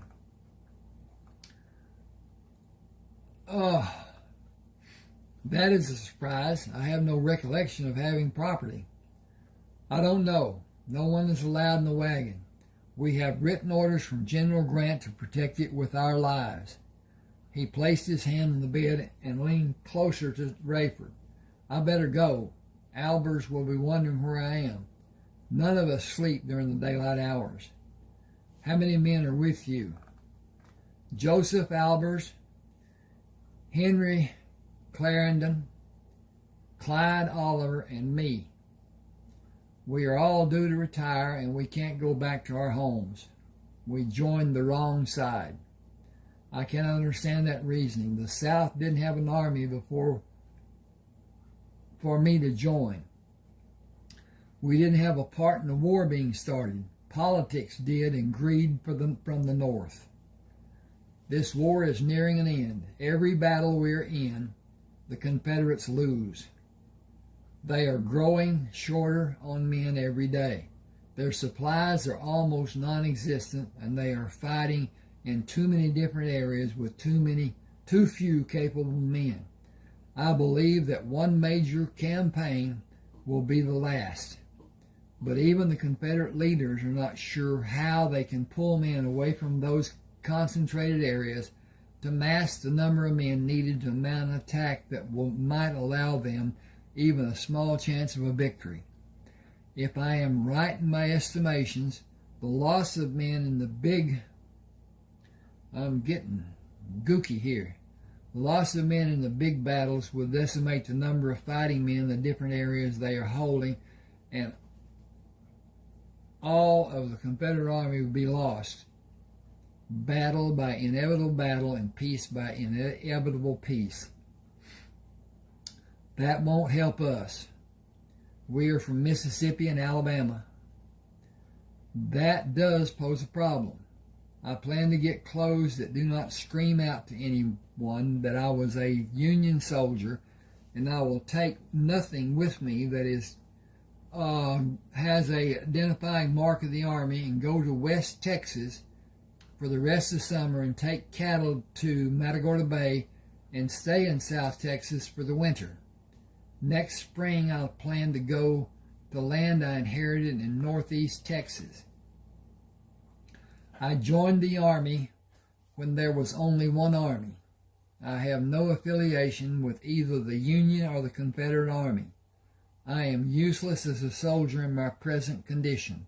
I fought so long that I feel when the prompting rears its ugly head, I will be ready to fight, and that state will exist the rest of my life.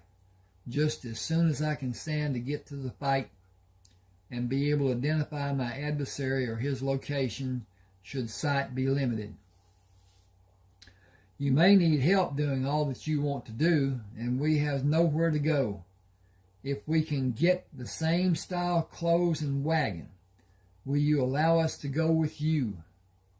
I have no ready answer because I have no idea when I'll be released. When I leave, I will be happy to have your company.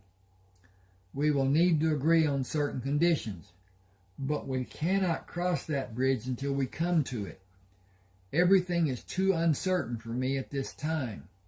I am hopeful that tomorrow will close out the old life I had and bring a beginning for my new life. I will be happy to roll you around a wheelchair when you need me or one of us. I'll come back to see you tomorrow. Thanks for coming. My curiosity is running away with me. I want to know what is in the wagon. I have a key. I don't have any idea what it fits. I was told to give it to you and you would know. I have no recollection of what a key might fit. That may not be the case once I am up and able to move around. I know I'll enjoy being in the sunlight, but I have no idea about when that may happen. Excuse me just a second. And, okay. All right, here's a break. Nurse Stanfield spooned a serving of scrambled eggs into Rayford's mouth. Breakfast will be your only meal before the sutures are done late this afternoon. Dr. McKitchney will anesthetize the areas and use forceps to pull the two edges together and suture them.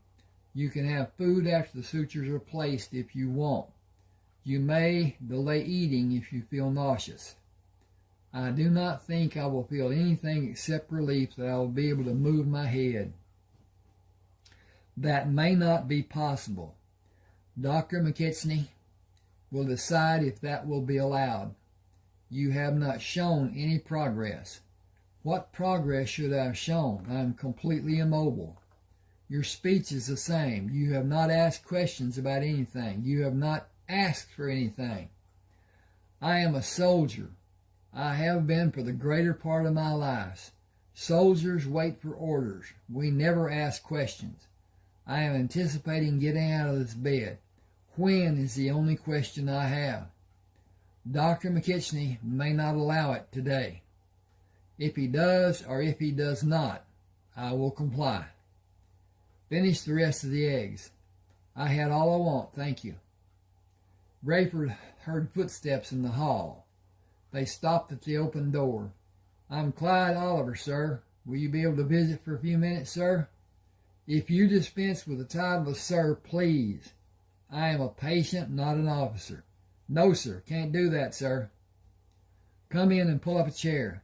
I can do nothing more than what you have seen me do, but I am cognizant of my surroundings. I am fluent in the English language, and I can still have a fairly decent conversation. From your eloquent rejection of my request, I will hazard a guess that you are one of the men attached to the detail of men guarding my wagon and my possessions. I heard Nurse Stanfield leave the room. Will you obey an order? I must, sir. Come around the bed on my right side. I am only able to look up, but I can hear your footsteps. Are you about 5'9"? Do you weigh about 185?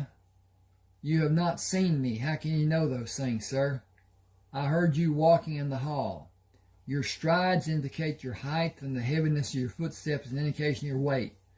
You are from either Alabama or Mississippi, and I would guess you have black hair with a thickening of gray. Can you see how the restraints on my wrist is tied? The restraint, not the restraint. Yes, sir.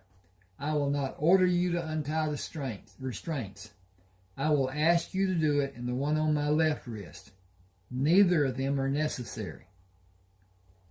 Clyde loosened the restraint and finished freeing Rayford's right wrist, then moved around the bed and loosened the restraints from his left wrist.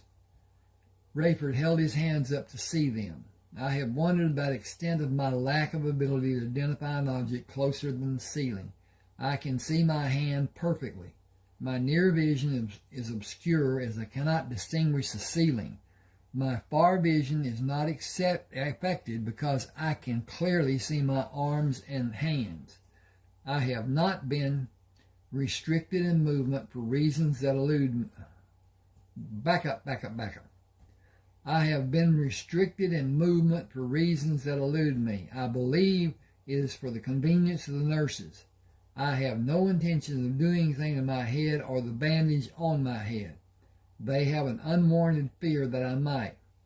Do you have a revolver with you? Yes, sir. Is it a 5-shot Colt? It is, sir. May I have it? Where do you want it, sir? Under the lowest pillow on my right side with the butt away from my head. I will not be treated like a criminal after the sutures are sewn in my scalp this afternoon. If I feel the need, I will leave this hospital and go to the wagon. The concern I have is that I may not be able to walk normally due to the possible problems with balance. We are supposed to report any wish you have to General Grant. I do not believe that will be necessary. The threat to do it might be needed. How far are we from the camp? Less than 15 minutes by horseback, sir. We could have dinner with General Grant if you will join me. I don't think a sergeant qualifies to have dinner with the general. Not like a captain does. It is lieutenant, sergeant. I am a lieutenant. You are a captain, sir. When did I become a captain? I only know the orders we have to serve and protect Captain Rafe Coleman and your possessions, sir. Will you please place the restraints on my wrists? Do you want them tied loose or tight? I am truly ambivalent about that because I do not want them. I suppose loose will be sufficient. I can hide the excess under my arms. I suppose being controlled. I despise being controlled, even if it was thought to be needed, which it was not. I feel I will do better if I sit with my legs over the edge of the bed and move my head. Above all else, I want this captive existence to end. Hang with me just a second. I got to check again. And so, yes, we're doing well. I don't know what that might be like, but I don't think it would sit well with me either, sir. Have you considered what you will do after your retirement? It is going to be so different than Army life, but I have not seen combat. I don't have that hanging over my head. I think getting new clothes will make the difference we need to look like we are civilians. I have been told we have an air about us that shouts of us being military. We will always identify with the military, but pushing cattle will change that for me. Living my life on a farm will do that even more. Being self-sufficient instead of dependent as I have been will be more satisfying. To some degree, we will have been held captive all the years we have been in the Army. Quiet now, Nurse Stanfield is coming. How do you know that? I hear her footsteps. I don't, and how do you know it's her? It could be the doctor or someone else. The doctor has a lighter sound to his footsteps than Nurse Stanfield, and he is talking to another nurse about releasing a patient. The patient's lungs must be clear or they will keep him another day. Nurse Stanfield hurried into the room. I will have the orderlies turn the bed around for more light. They are bringing the items needed to suture your head. This might not be what a visitor should be witness to being done. I have plenty of experiences sewing up men. It won't bother me. It is my duty to report to General Grant about what was done and how it affected Captain Coleman. General Grant will want to know when Captain Coleman will be able to report to him. Nurse Stanfield held her head down as she tightened the restraints on Rayford's left wrist. She stepped back when the orderlies pushed the cabinet on wheels into the room and turned the bed around to have light from the doorway. She tightened the restraints on Rayford's right wrist. Dr. McKitchney will be here in a few minutes, and this procedure will not take long. You can tell General Grant that Captain Coleman will be able to report to him when he's able to walk unassisted. He should have a conveyance of convenience rather than be jostled riding a horse. Captain Coleman is not well, but his stay with us is being paid by the United States government. He may be transported to another location when it is needed after another night has passed.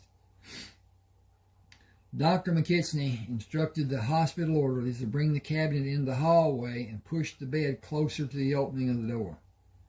I have a chair to sit in while I do the sutures. At times you may feel pressure and tugs as the orderlies assist in moving your scalp to be sutured. You should not feel any degree of pain.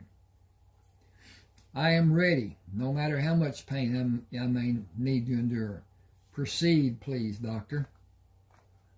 Okay. I need to change this just a second. I'll be P-L-E-A-S-E. Okay. That's more better-ish. And then click this button, and click this button, and click this button, and click this button, and be done. I saved it. My eyesight is not what it should be. I'm getting a little double vision here. I don't know why, but at any rate, maybe that my blood sugar has gone down. I need some sugar to replace. Bye-bye. I'll take care of that in a few minutes. At any rate, he watched. Okay. Rayford felt pressure as the orderly pushed the forceps against the pieces of cloth covering both sides of the wound and pulled the handles to close the gap between the skin edges. He did not feel the sutures Dr. McKitchney pushed, pulled, tied, and had the second orderly snip. He looked up at the orderly holding the forceps. Slowly take away the pressure you are exerting. Watch to see if the edges come apart. If that happens, pull the edges back together. He watched as the orderly slowly continued. Just like you are doing, continue slowly. The sutures are holding. You can release the forceps. That is a masterful job.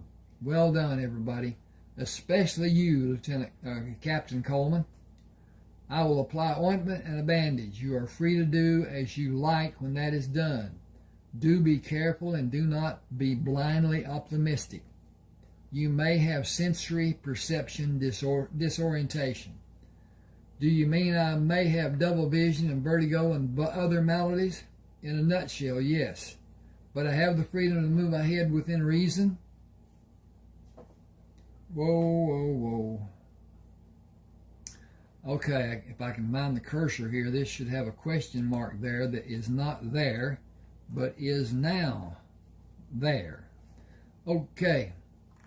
I will caution you to be patient. I'm sure you will not.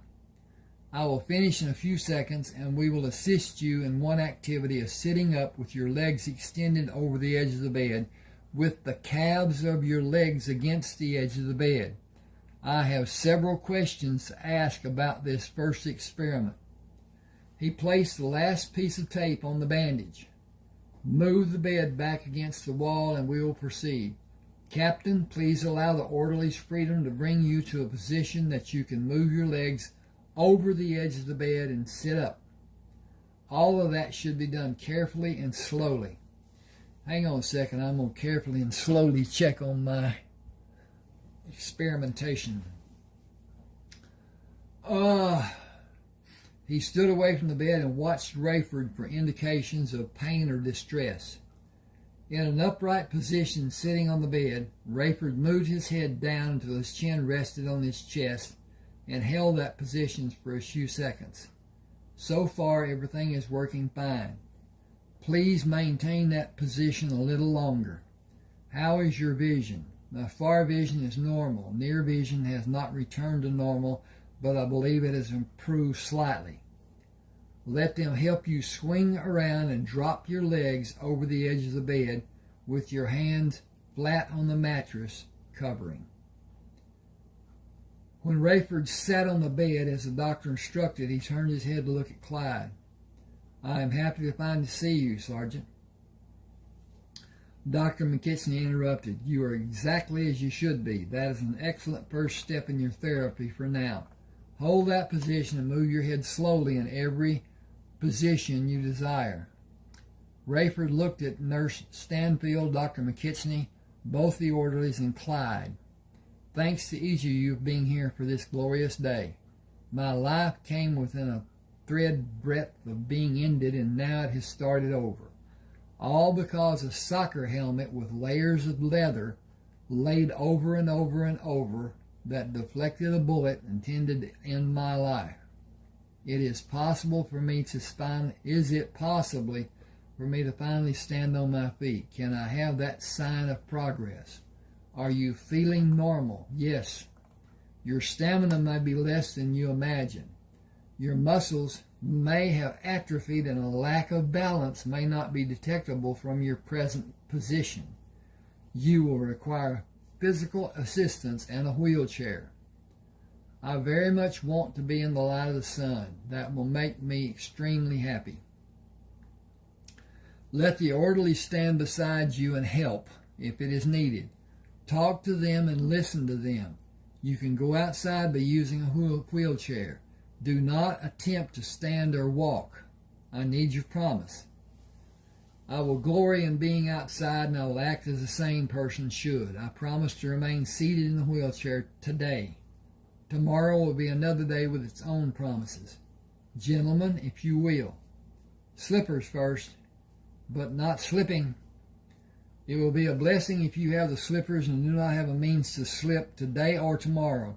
The thickness of the bone in your skull was diminished, but not to the point of being weak. just weaker than normal. It is difficult for me to predict if it will be repaired by your body or remain in its present state. You do not appear to have suffered physically more than superficially.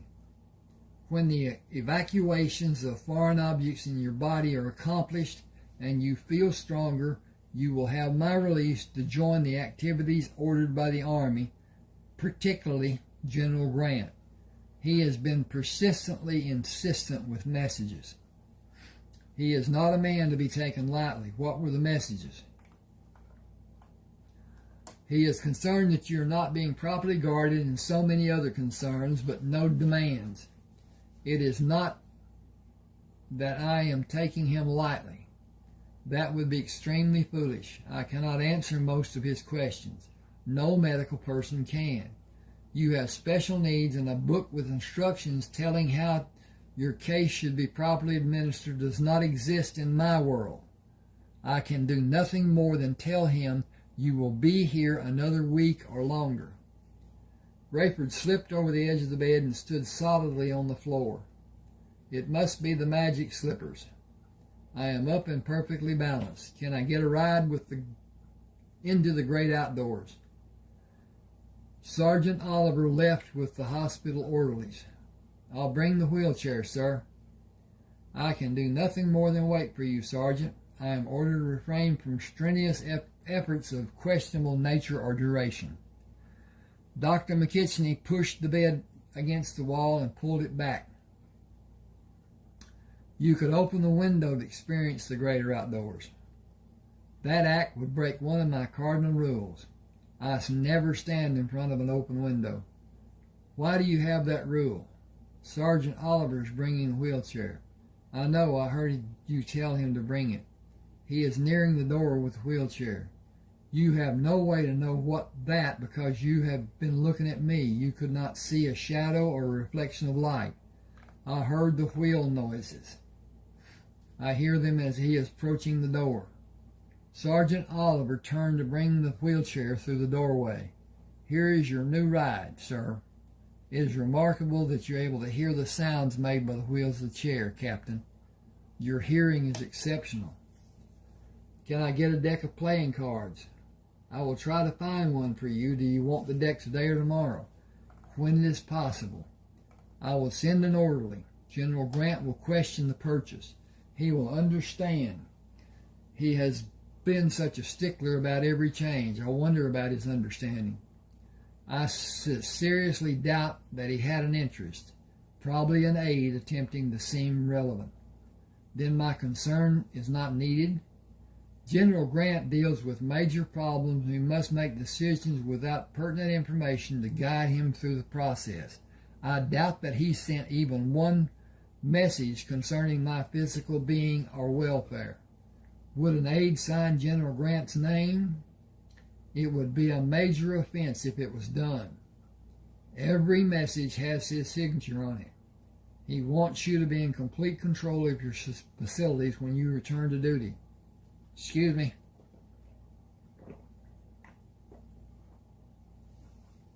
I cannot use the wheelchair today. I suggest that you do the surgeries today and tomorrow, beginning now. I have everything needed except the orderlies. Sergeant Oliver turned the wheelchair around. I'll be right back, sir. You will sleep with your new backside looking at the ceiling tonight. New backside? I'm going to take that out of there. That doesn't even seem right. If I can find the cursor. You can take your backside. Okay. You can sleep with your backside looking at the ceiling tonight. Do you need help lying face down on the bed? I believe I can manage. You will feel everything I do to you under your skin. It cannot be helped. It will help in the future. Okay. It will help in the future. That is the promise I will concentrate on while you are working on me. Fast actions will suit me best. I will make the incisions as small as possible. It will break the skin. It will be painful each time. Extracting the object and suturing the incisions will be prolonged pain. Tell me when you're ready. Tell me when you are each time you're ready to do it. I will be ready. This should require 4 incisions today and 3 tomorrow. Will you do 7 today? I will sleep on my side if that is done. You will not be able to sleep on your left side if I do the 7 needed surgeries. I can do these 4 with you as you are and do the 3 with you on your right side. Do you want something to bite? I will get through if you will tell me what you're about to do.